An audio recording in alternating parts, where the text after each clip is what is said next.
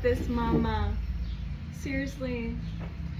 I know I just posted all this stuff about oils on my stories, like these terrible soybean oils, and yellow oils, processed oils. It's like we're eating gasoline, right?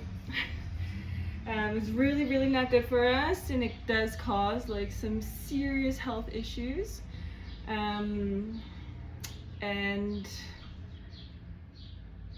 like there's so much research that's still going on right now about these oils, these really processed, unclean oils. So I wanted to hop on and share about my kombucha story, which I'm super excited about. This is the first time brewing in about, I don't know, 7 or 8 years. So it's been 7 or 8 years since I've brewed. This is my first brew here in Mexico City. And one thing about kombucha brewing and the whole process is you want to be really cleanly with all of your utensils, all of your bottles, plastic, glass. Glass is best for everything, people. Hello, when it comes to plastic, right? Plastic is one of those things that is in everything, gets into our system. The more we use it, the more we eat with it, the more we cook with it, it just gets into everything. Not only that, it's in all of our, typically found in a lot of tuna, a lot of fish, because it's in the oceans. Fish are eating things in the ocean. And everything is bottled in plastic. Okay, even like our vinegars, our oils, things like this. This is my white vinegar. So you want to be really cleanly, and you don't want things to leach, right? You don't want that plastic particle stuff to leach into whatever you're eating.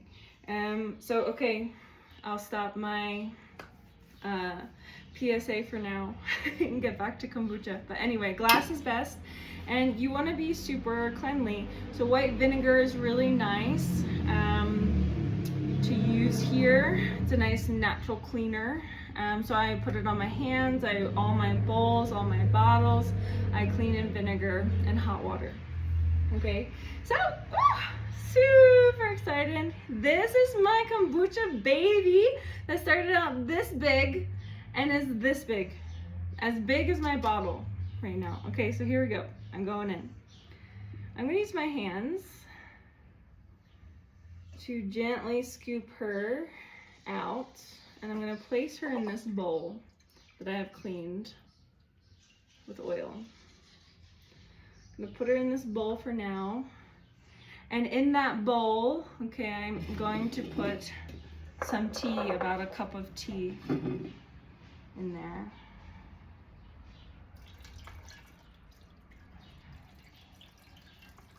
Because this is going back into my brew, because I'm going to do a continuous brew. She's really, really healthy.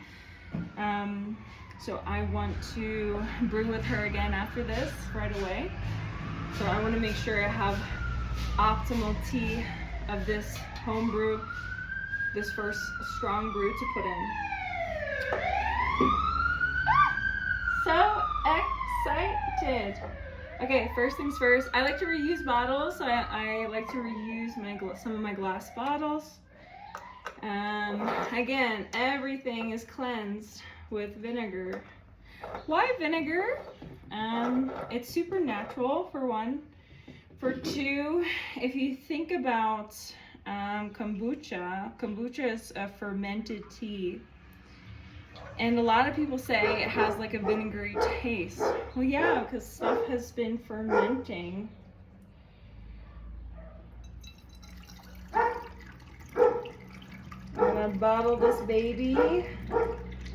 I lost her actual cap, the original cap. So I'm actually gonna use one of these nice bottle caps. What's cool about kombucha is you bottle her up. Look at all of the beautiful fizz that she has. Ooh, super nice, super beautiful. And when I put her in the fridge, okay, let her stay there. Look, She's already getting bubbles. It's gonna create that fizz that when you open it for the first time, it's gonna, just like, you know, like the soda fizz. So I'm super duper excited. Ooh! And I have 2 more. Also, I always like to double check. I cleaned really well this morning. Let's hope. All good. You never know. You never know with some things, right? Okay. Eee! Almost like don't know if I have enough bottles for this baby.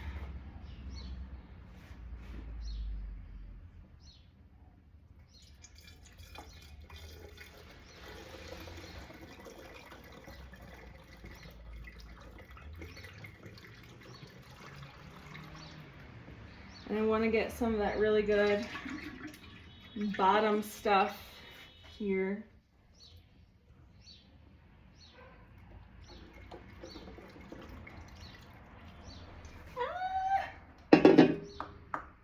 And I don't want to lose any of her either. So I don't want to waste any. I'm going to try to go slow here. Because we want those beautiful bubbles. Ooh. Okay, so she has been brewing for like 2 weeks now. Literally, I started her on the solstice. OMG, she's gorgeous. Look at this. Ah! Gorgeous. Okay, I went out, I bought a new clean bottle today.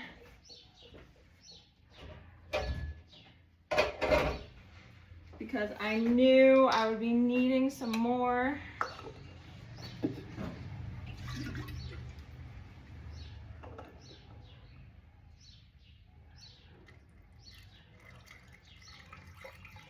This might actually do it.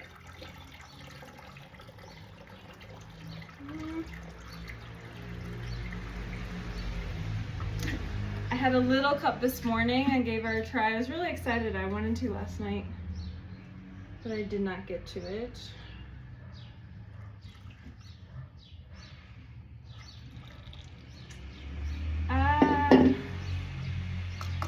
Oh my gosh, just look at this.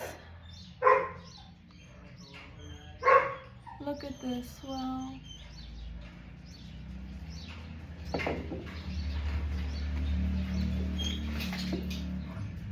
Oh my god. So look, this is like 3 bottles here. And I still have this much, it's like a whole nother bottle. Good thing I brought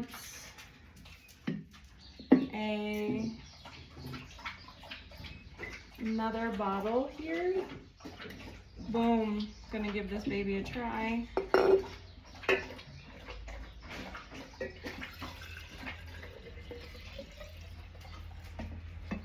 Oh my god. Wow. Wowie. Perfect. Whoosh. And top goes on. All right, so especially for these 3 that have a nice top to them, especially these cork-like tops, I'm gonna put them in the fridge, let them sit there, okay? Maybe for a few days or a week because I want them to get a nice fizz. But this one will be my drinker for now. And then what do? Well, I'm gonna take this mama, I'm gonna cover her up so she doesn't get anything on her.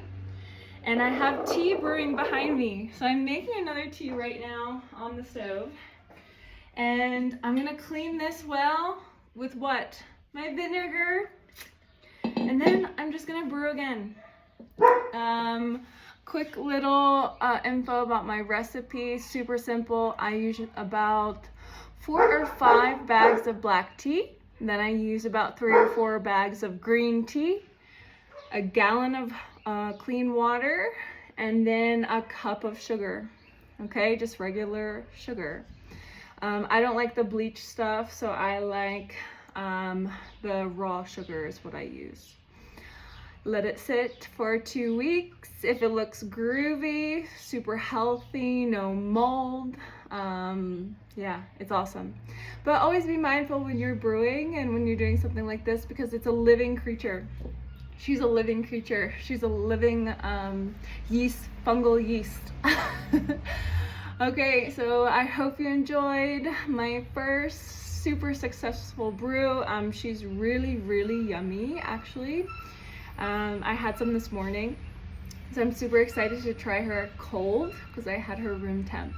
All right, bye. Thanks so much for joining.